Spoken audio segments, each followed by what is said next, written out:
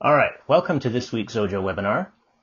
I am Paula Fever, the Xojo Developer Evangelist, but this week I am not doing the webinar. We have special guest Kem Tekinay, who is going to be talking about regular expressions.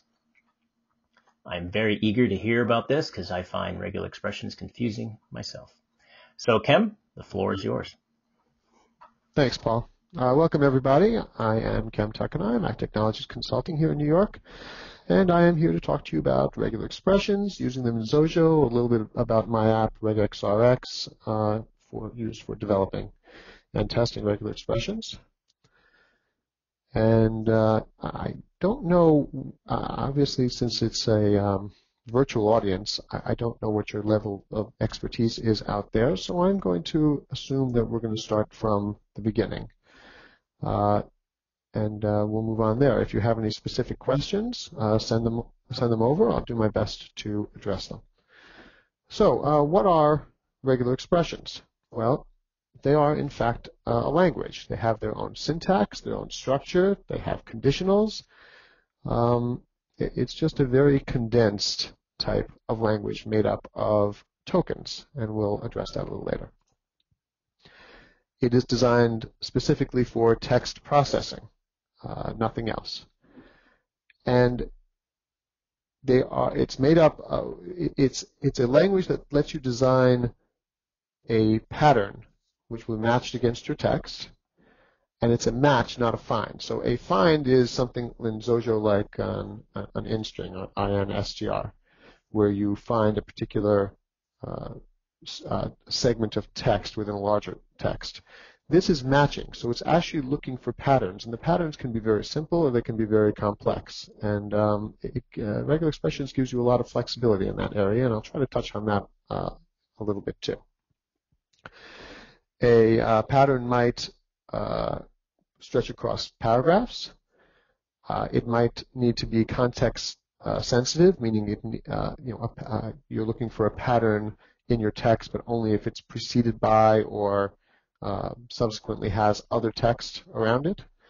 So there's a lot you can do with regular expressions. The purpose is to, if you learn regular expressions, is to substitute for what could be a massive amount of code. And I'll try to show you a little bit of what I mean with that too. So what does some simple patterns look like? As I said, regular expressions are made up of tokens. So every character that you use means something. Sometimes the combination of characters means something. What we're looking at here is the token, the caret, which means the start of the line. So that's what's called an anchor. That tells it, okay, well, this pattern is going to start at we're only looking at the start of whatever line we're in. And it's looking for some string. Now, every letter is a token that represents itself. So the S represents an S, and O represents an O. The dot represents any character. It's a wildcard. And the asterisk after the dot means take the previous token and repeat it 0 or more times. So basically what this comes down to is a simple pattern to look for any line that starts with the words some string. This is very similar. It starts at the beginning of the line. A dot asterisk means any number of characters, some string, followed by dot asterisk. So this is any line that contains the words some string. And finally, the $sign at the end there means end of the line. So this is very similar. Start of the line, any number of characters, some string, end of the line. So this is any line that ends with some string. Now, with normal settings, a dot does not match a new line character, so no character turn or line feed, which is why we did not need the $sign in the first two examples. Basically, when it hits the new line, it's going to be the end of the match anyway. The reason I wrote these patterns this way is so I can capture the entire line that contains these strings, not just the string itself. So it's actually looking for a line that in a larger body of text that contains these strings in these positions. So where and why might you use regular expressions? Well, you might be writing an app that needs to parse HTML, and I've actually got an example of that a little later. Maybe you need to filter a log file or some other text file looking for certain markers in them. And again, there's nothing you can do there's nothing that you need to do that requires regular expressions. It's just a matter of reducing what might be pages of code into 1 or 2 lines. Finally, if you're into databases, a lot of databases will support regular expressions, helping to do customized searches. And what do those look like? MySQL, you do, if you're familiar with SQL, it's where field RegEx pattern, just like that. But the regular expression support in MySQL is limited. It doesn't support all the tokens, and there are sites that you can go to read about that. Postgres is much better with supporting it, and this is what a search would look like there. The tilde means case sensitive, and the tilde star means not case sensitive, and the exclamation point is a not. So the first 2 examples are matching a pattern, and the second 2 examples are where it does not match the pattern.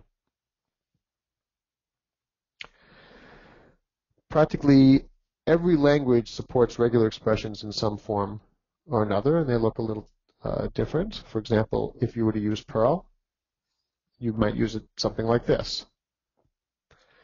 If you use PHP, it might look something like this, which seems very similar to Perl, just you use quotes around the pattern. There's another language you might have heard of called Xojo, and if you use it there, it's going to look something like this. Now, you can use regular expressions for a number of purposes. One is to just identify that certain text exists. That's called pattern matching. And the way you do that in Xojo is you create a new regex object, you set the search pattern, and then you tell it to search. And if the search is nil, that means it didn't find a match. And if it's not nil, then it found a match, and then you can proceed. You might need to process the matches that you find, and that's multiple matches. And that's very similar. You create the object, set the pattern, then you create a regex match variable, and assign the result of the search to that variable. As long as that's not nil, it means it's found something, and the results of what it found are in the match object, and you can act on that, and then tell it to search again. Now notice in the first time I said search, I tell it what to search. I tell it to search the string. The second time, I don't give it any parameters. That basically means continue where you left off, continue searching. With certain, that's outside the scope of this discussion, but with certain searches that can be dangerous. If the internal pointer hasn't been advanced because of the results of the search, you will end up in an endless loop. Very unusual for that to happen, and it really depends on the pattern that you write, but just be aware.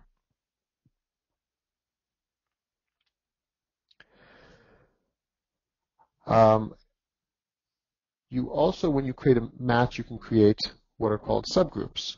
So that is within a larger pattern, you create a sub-pattern, and that's delineated with parentheses. And an example of that is this pattern where the word sub and the word pattern are in parentheses. So that creates 2 subgroups.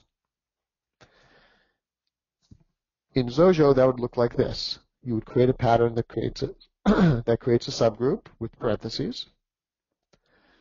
You do the same type of code for matching.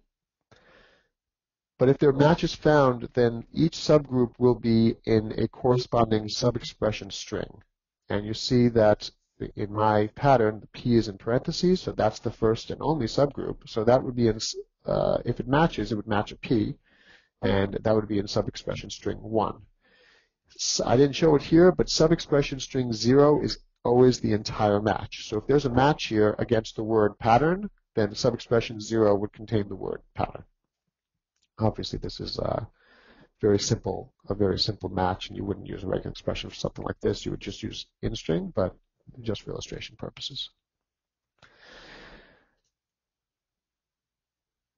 Okay, if you want to learn about regular expressions in detail, there's a great site, not affiliated, but I'm a fan, regularexpressions.info. And they offer a tutorial that reviews the tokens, reviews conditionals, basically reviews everything you'd ever want to know about regular expressions, and you can keep it as simple or as complex as you want. And I'll actually show you that site in a few minutes. It's really a wonderful site.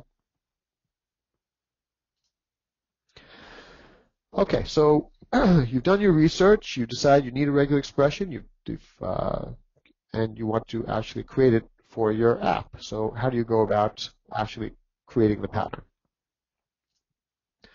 Well, you can use text editor and type out the pattern, or you can use the IDE and create the new RegEx object and set the search pattern, and then in either of those cases, use trial and error to match against your text to see how well the pattern works, or if you need to tweak it. We call this the hard way. There is an easy way, and that's with an app like my RegExRx, which is available from my website. And I will actually be using that to demonstrate regular expressions just because it is the easy way. Okay, so let's do a little demo.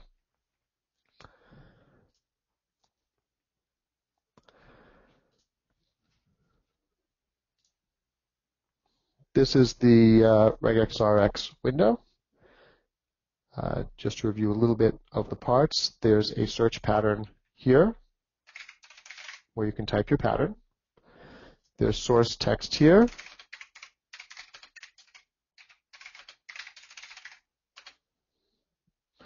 Where you can introduce, you can copy paste, you can open a file, you can introduce any kind of source text that you want to match against.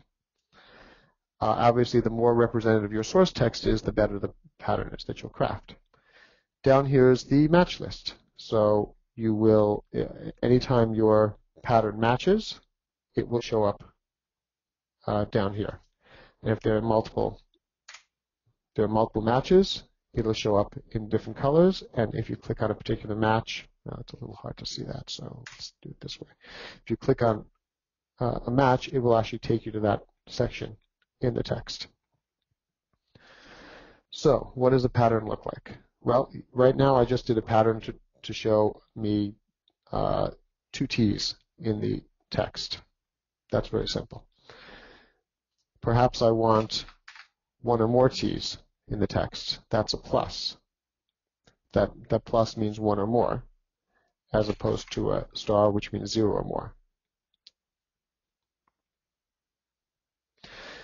Notice, by the way, that I did T, 0 or more T's, and I came up with a whole bunch of matches. And this T, there's 1 T here, so that matches. Then every space between the characters matches as what's called a zero-width match, because between these 2 characters, there are 0 or more T's. There's 0, so that becomes a match. There's actually an option where you can turn off allow empty matches, and that will turn it off. These options correspond to, here, let me do it this way. In Xojo, right, there is an options that's attached to the RegEx object, and these are the options that are available to you. Now, all these options actually can be set within the pattern itself. This is just really a convenience. Sorry, I should say almost all of these options. And what I did was I took this list and put it in here, so you can set the options from here. So if you turn off allow empty matches, you won't get those 0-width matches like I just showed you. But the default is actually to have them on. And the options in RegExRx actually start off to match the options that Xojo gives you. And in the preferences, you can change that. So if you never want, for example, the empty matches, you can turn that off. And the hints will tell you exactly what each of these options mean. Okay. We need to do a more complex pattern than this. What tokens do we use? Well, I've provided a list of all the possible tokens here. So, and a little tutorial on how to use them. So, for example, if you want to wildcard any character 0 more times, then it starts getting to more complex, or I'm sorry, more advanced features, like you can toggle greedy, which is probably outside the scope of this discussion. There are things called anchors. I reviewed that a little bit before. An anchor tells the regular expression where to start matching. So you can tell it to start matching at the beginning of the line or the end of the line, beginning of the document, end of document, the end of the document, but before the any trailing return that might be the end of the document, at the end of the previous match, which again is a more advanced feature, and word boundaries. Now, word boundaries are important.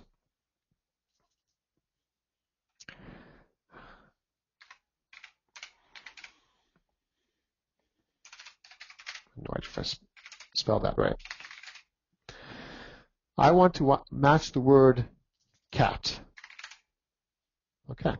I've matched the word cat, but I've also matched cat within catastrophe.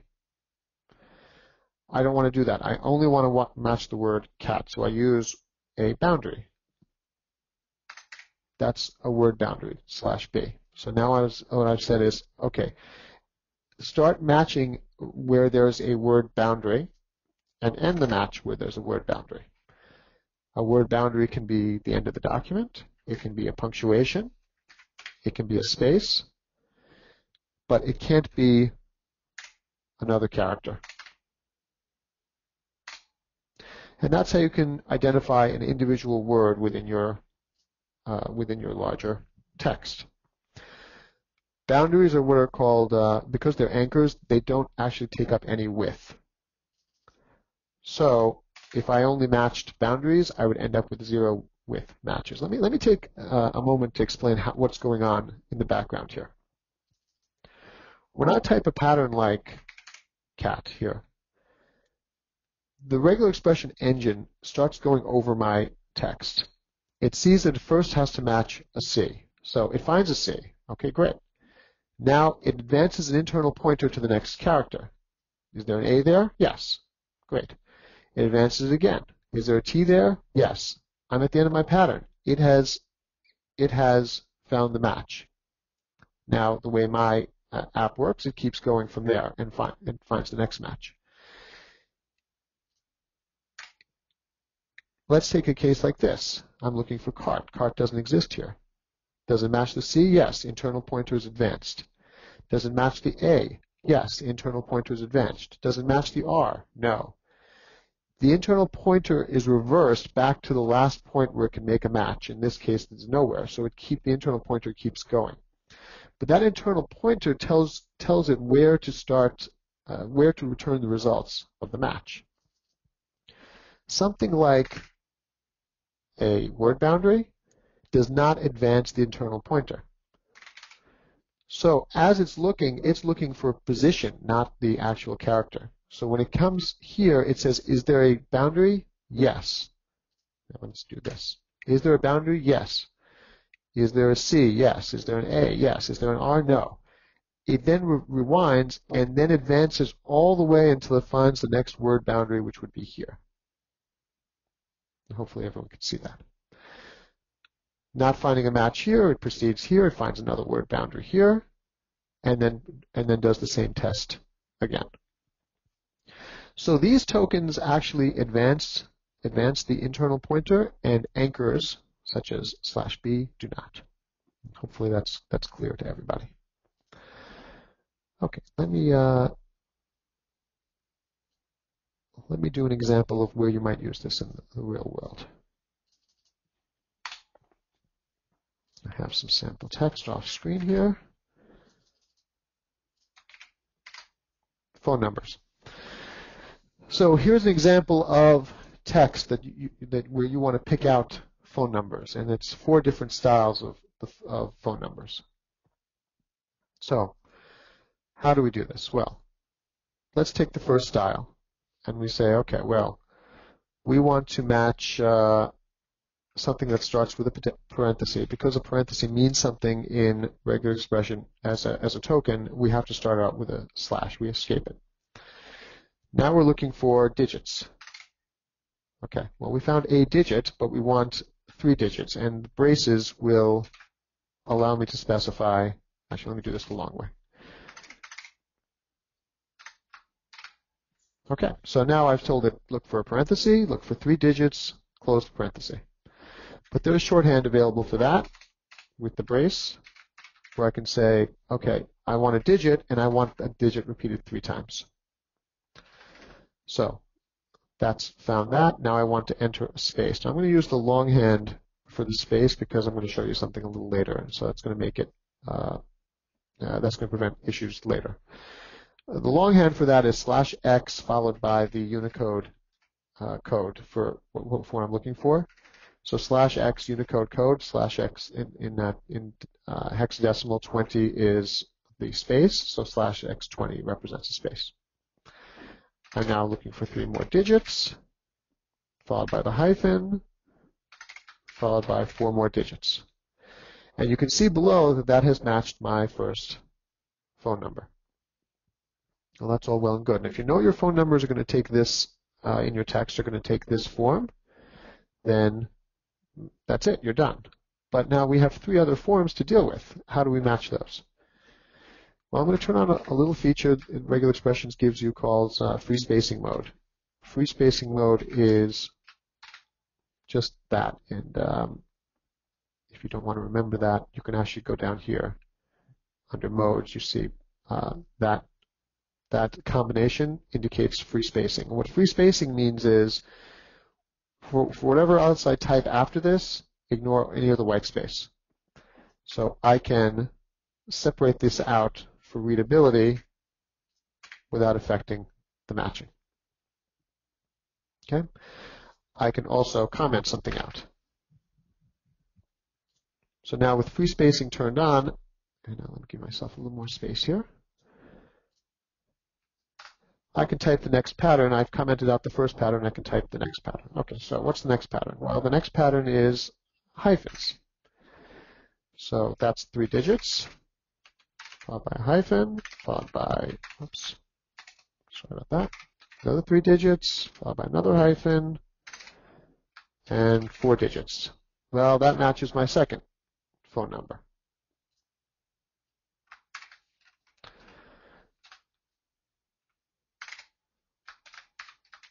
This is with the dots.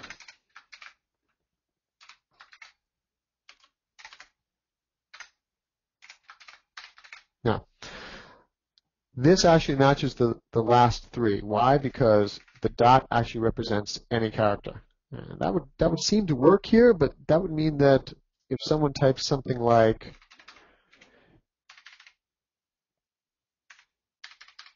oops, it would match that too, and that is clearly not a valid phone number. So we don't actually want to use a dot here. We use /dot to represent an actual dot. Okay, that matches the dots, and then I think you get the idea of how we'd match this. But you could certainly write 3 or 4 different patterns and run this on your text to get every different form. But the nature of regular expressions is to be flexible. So as you get more advanced with it, you can get more advanced with your patterns and create single patterns that do multiple duty. And actually, instead of writing it right now, I'm just going to copy it from where I've already written it. And that's this pattern right here. Now, I'll give you a moment to digest that. What this does is it starts with a subgroup. That's right here. And in fact, I can put a return in here so you can actually see where the subgroup is. It starts looking for an open parenthesis. Oops, actually that's a mistake. It starts looking for an open parenthesis, and it has a question mark here, which means that open parenthesis is optional. Now it looks for 3 digits. This is what a conditional looks like. This is an if statement. over here. The different ways of doing conditionals are all listed here. This is saying if there was a match in subgroup 1, then you're looking for the close parenthesis followed by a space. The bar means else in this case. You're going to look for any one of these. This bracket is what's called a character class. Anything between the brackets, it's looking for any one of these. So it's looking for a hyphen, a dot, and notice I don't have to escape the dot within the brackets, or a slash. That actually ends the if statement right there, so I should have broken it right there. Then it's going to do 3 digits, followed by any one of these characters, followed by 4 digits. You can see the flexibility that this gives you. You can also see how it can get involved, and you kind of have to learn a little bit to be able to use something like that. I will show you one of my favorite patterns when it comes to this. That's for identifying email addresses, and this is something I did not write. So this is something I got off the internet. That is a pattern for identifying any type of email address. And hopefully you've memorized that because there will be a test later. All the templates that you see here are templates I provide with the app. So if you want to learn about regular expressions, this is a good place to start. You can download the app. You can go into the help menu and say download samples, and that will download and put them in the right place for you, so they'll appear under the templates menu. And I've provided a variety of templates for different needs. These are certainly usable. Some will be usable with modification, but in any event, it's a good way to examine how regular expressions are created. Let me close this one. And let me put this one aside for now. So, for example, if you want to find valid dates, not only do I provide the pattern, but an explanation of how it works. And by the way, this is a good example of how you can make a pattern smarter. This particular pattern just looks for numbers followed by a dash or a slash, followed by more numbers, followed by either a 2-digit or a 4-digit year. So this is what it matches down here, and then down here it has something that it doesn't match. I also have another pattern that's more complex, and I use free spacing mode so I can add comments to it. And this actually validates the number of days in the month. So if it's February, it won't accept more than 29 days for the date. And then for the month that allow for 31 days, it checks for that. So it actually does a little bit of content validation. And here it is. So for example, there is no 31st of April, so this will not match.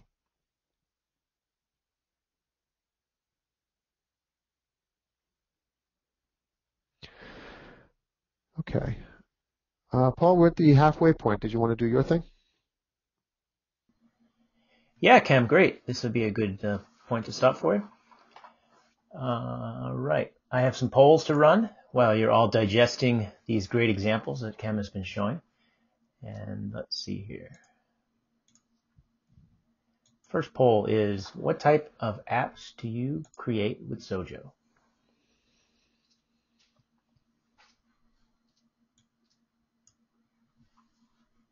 Oh, I'm not allowed to participate. Yeah, I don't think as a panelist, Kem, you are allowed to participate. You have to stare at the blank screen while others get to vote.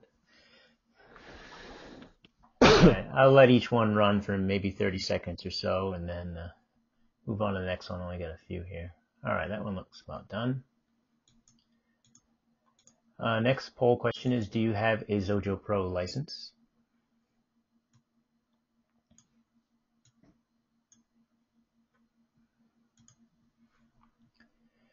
Everyone was fast on that one. All right, our next poll question is, how long have you been using Xojo?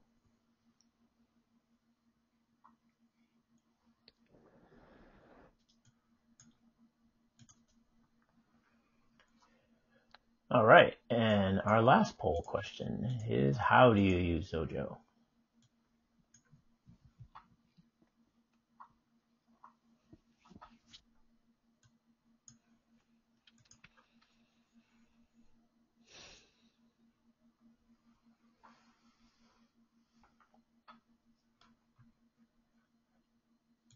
All right, I think that's everybody.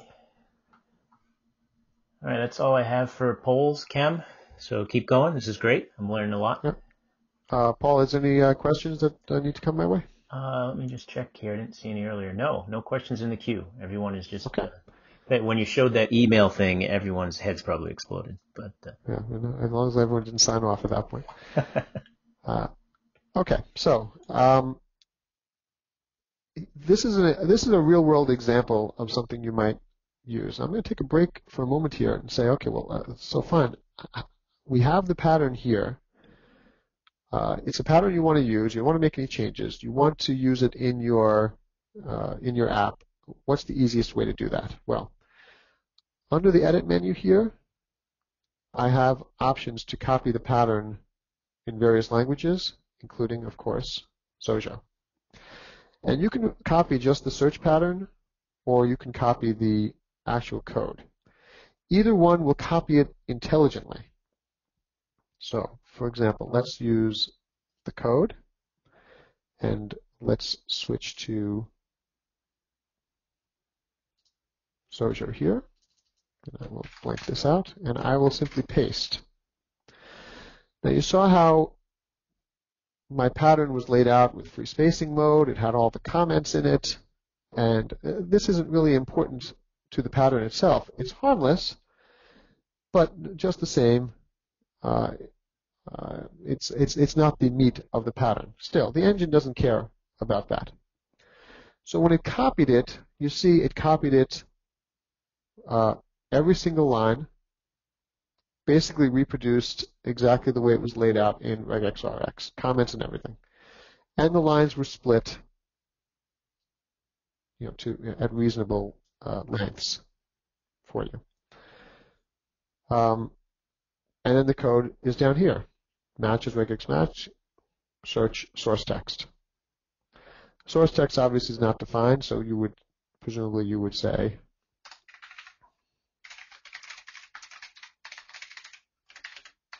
oops.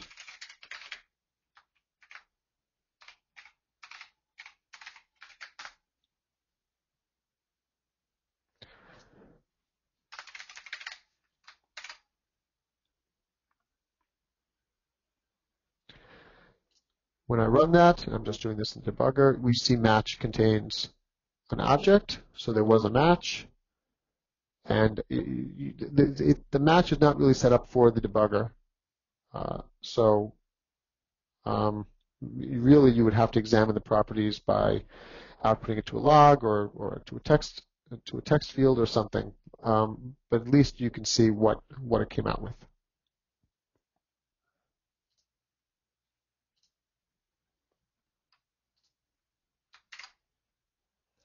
And that's how you get your pattern into Xojo. Now let's say you say, okay, well that's great, but I don't actually want to need all those comments. There's a little hidden feature. If you hold down the Option key, this is me tapping and untapping the Option key.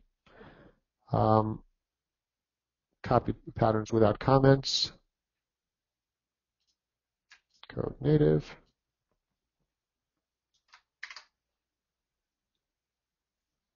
And that's what that does. So that's exactly the same pattern, just without any of the comments in it. Now I'm going to keep using this window, but I'm going to show you why that being aware of the language is important. I'm going to close this, and I'm going to start a new document. I want to look for any text between quotes.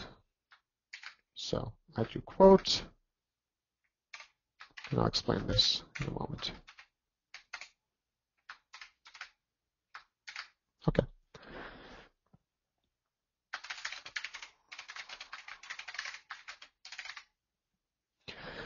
So this pattern starts off looking for a quote.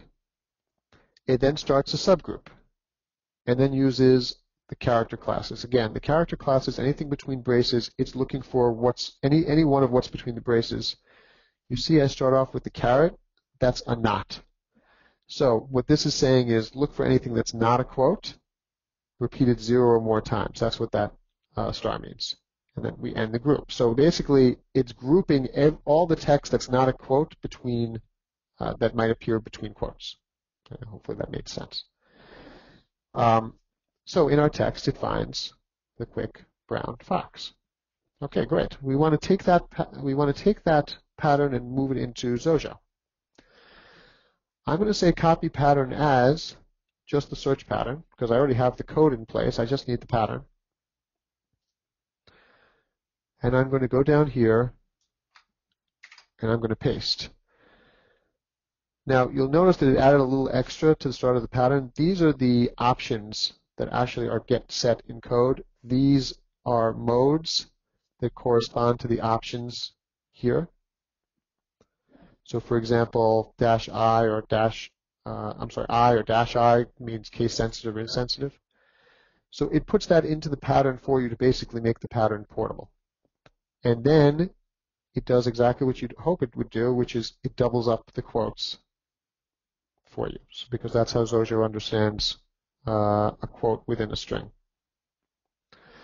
Later on, I want to edit this pattern, so I copy it. I switch back to RegExRx. If I just do a straight paste,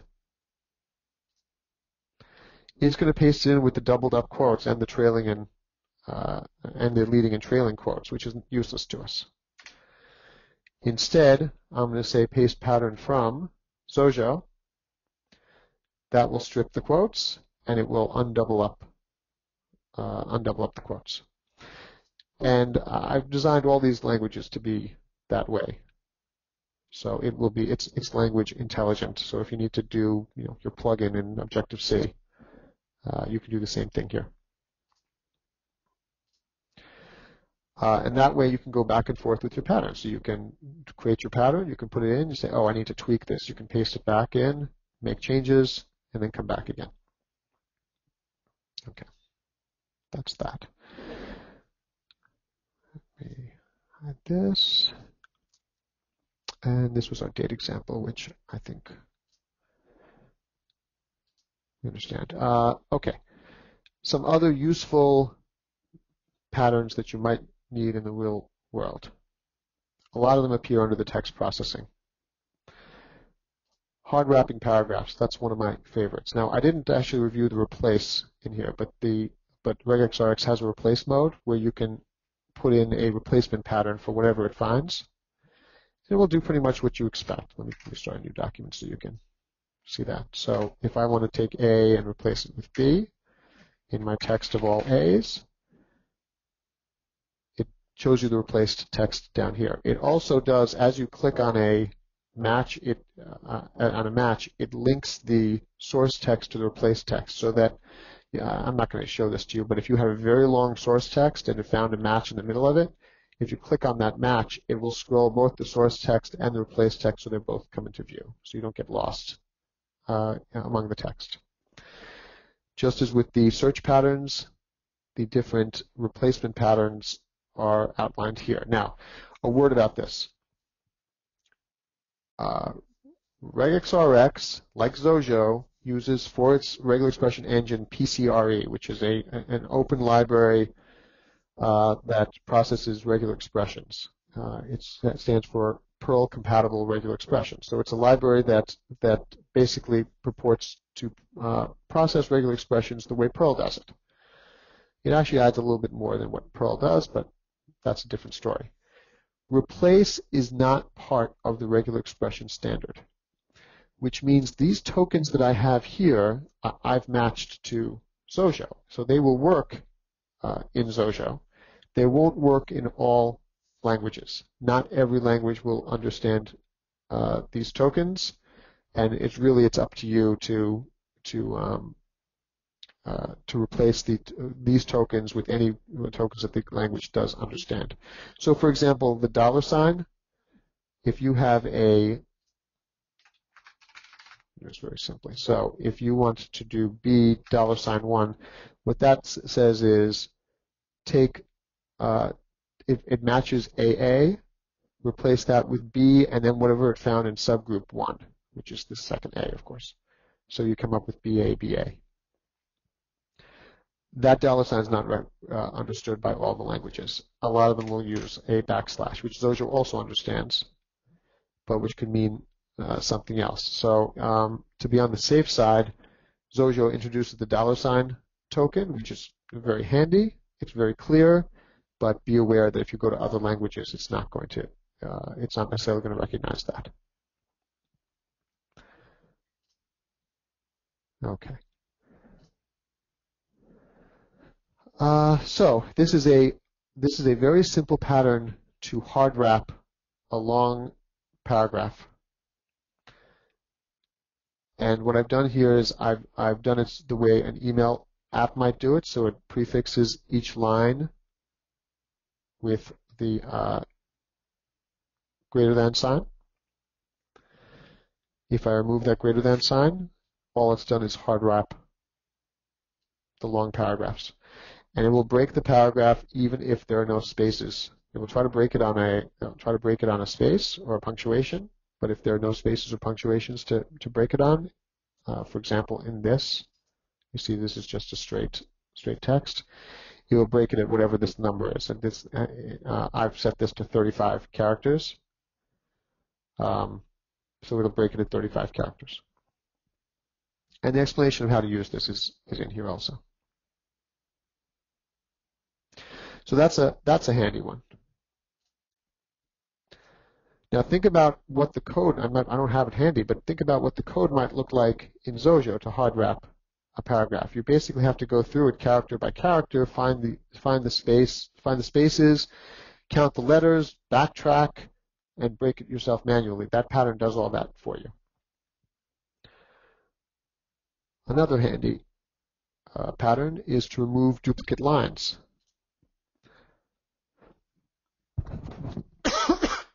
Excuse me.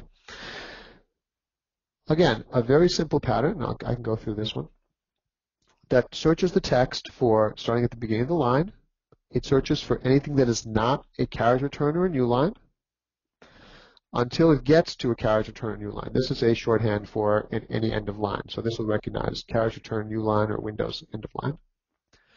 The /G1 is group 1. So now it looks for whatever was found in this group, look for it again, followed by either the end of line or the end of the document, which is under anchors. That's the end of document. This creates, if you look down here, this creates 3 subgroups: the actual text, the new line, and then the closing new line. And actually, I don't need this. I'm going to have to modify this template later. Moving on. Where it finds it, it replaces it with just the first and the second subgroup. So basically, it excludes this part. And by doing that, it eliminates any exact matches.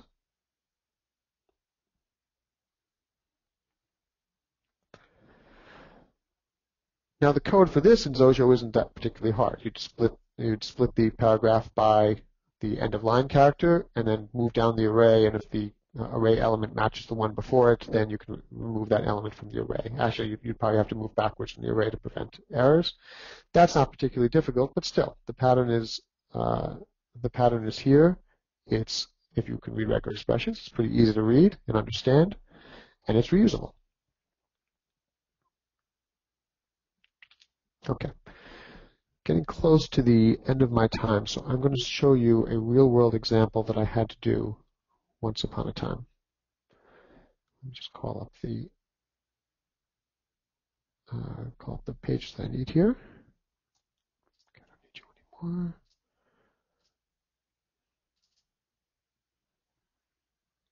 I had a client who needed to do searches in super pages and then parse the results into an Excel spreadsheet. So they asked me to make this easier for them, and I did. I actually did this in AppleScript, and I did this before I knew about regular expressions. So I had a very long script that would go through the source code of the page and pick out markers, and then do another find to find the next marker, and then narrow it down, and then look through that. And there's a lot of code, a lot of subroutines, a lot of jumping back and forth. As I learned about regular expressions, I revisited that and I made it a much simpler app, much easier to update too, as Superpages changes their background code and actually make it more forgiving of small differences. So what does that look like? So now I just did a search in here, plumbers in the 10003 area zip code, which is in Manhattan. And this is what we came up with: Dave's Electric, Hub Plumbing, Lenox Hill. Okay, put this aside for now.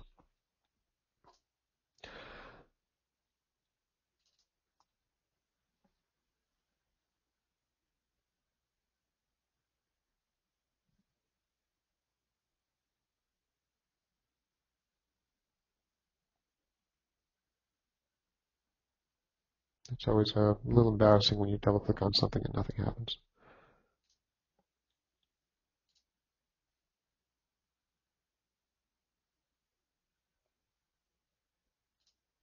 I may have put too much text in there. There we go. Okay. Now, one thing about RegExRx, it's a development environment. It is not meant to be the final destination. So, oops. So what I've done in here is I've stuck a ton of text in here. It's not really designed for that. As you know, as Xojo developers, these are text areas. They tend to get cranky when you put a lot of text in them. At any rate, what we're looking at right here is actually the source code behind the page I just showed you. And what I've done is I've gone through and I've picked out the markers that identify each of the listings. And these are the div tags in HTML. It's with listing, followed by one or more digits, followed by any number of characters until it comes to a new line, non-breaking space, and the end of the div. And by using this pattern, I've identified where each section of where the information I'm interested in is contained. Now, I'm actually doing this in several steps. Could I have done it in one step? Yes. Could I have created a very complex pattern that not only finds the segment but picks out the information from it? Yes, I could have. But this is easier to understand, and quite frankly, in production, this is probably how I do it, just because it's easier to follow in code. So I've identified each of these segments, and each of these corresponds to a result on the Superpages page. Okay, let me close that up. So let me now go to these two documents. I copied the first segment, just so you know what we're looking at here. I copied the first segment into this document, and I copied the second segment from that previous document into this document. I then looked through, and I saw, okay, well, here's Dave's electric motor and pump, so I know that's my first result. Excuse me one second. What are the markers that we need to identify this? And I see that very simply, this ampersand BPP equals 1, quote, single quote, unquote, close the tag. Doesn't appear anywhere else. It only appears before the name. Great. That's nice and simple. I can create my pattern from that. Ampersand BPP equals one or more digits, this quote structure, close the tag, a new line, and then anything that appears on the next line. Again, dots don't match the new line character, so this will stop at the end of the line, and that matches my name. Now I use a subgroup, so if you look down here, the name actually shows up in subgroup 1. Or in Xojo, it would be subexpression string 1. Great. I have my second document, which has the second segment. I use exactly the same pattern, and I find out that that matches All's mechanical, plumbing, and heating. By the way, I don't know if this was the second match of what I just showed you. I did this yesterday, so this was the second match yesterday. Okay.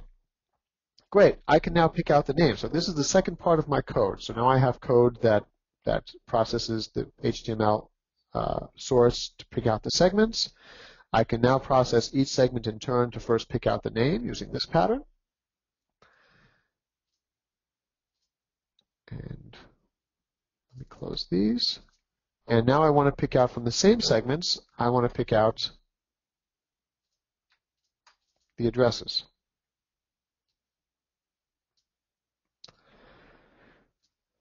So again, scrolling down in my text, I found where the address was. I see that it's in this class tag with address. Well, that's handy for them to mark it for us. And using the text that I see right in front of me, I crafted the pattern. So you see the process. I know what my text is going to look like. I'm looking for a pattern in the text, so I can look at the end result and work backwards to get the regular expression pattern.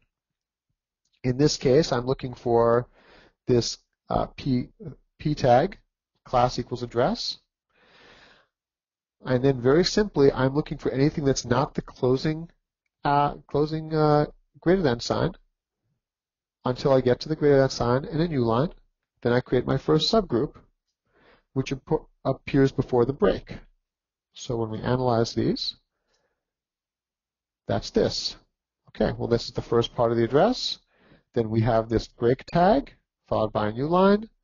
Then again, any text that appears until it gets to the next new line. That's the city. Now, notice that I have a comma in here. So, well, I don't actually want the comma to be included as part of the match.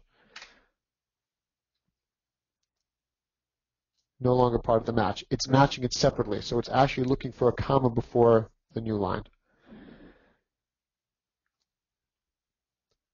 It then looks it then finds a new line. It then looks for any two characters. That's going to be my state.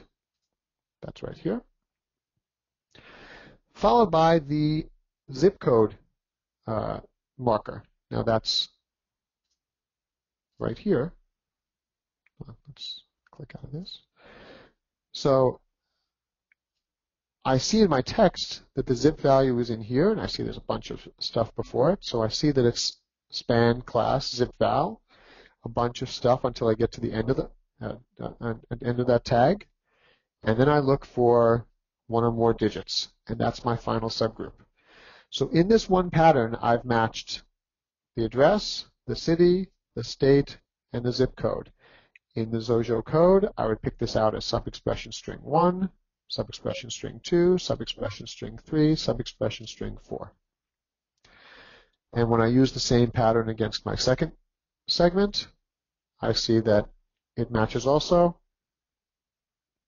and I've picked out the address. And again, for this, I don't want it. I don't want to match with a comma, so I do that. Now, this is basically two searches in code. First, I feed it I somehow get the source code. I can use an HTTP socket for that to get the source of the page. I then process it with the regular expression that picks out the segments. I then go through each segment and process it with this pattern that picks out the individual, use the second pattern I showed you that picks out the name, and then the third pattern which picks out the address. Again, could I have done this all in one pattern? I probably could have, but I find it but that would lead to a very large complex pattern, and I find this much simpler. And I see we're at the end of our time, so I'll see if there are any questions. Paul, anything for me? All right, I had to unmute there. No, there's no questions. Everyone is either completely understanding what you're describing or is completely befuddled. But I don't know. I found this absolutely fascinating. This is, I can think of a million places where this would be better than stuff I've done in the past. Well, I thank you all very much then. And if you have any questions later on, you guys know where to reach me. I'm always on the forums. You can feel free to post questions to me there. All right. Thank you very much, Kem. Yeah, great webinar. I want to thank everyone for attending this week's webinar. Next week, we're going to be talking about introspection with guest speaker Jeremy Cowger. And be sure to tune in for that. Thanks again, Kem. Have a great day, everyone. Thanks, everyone.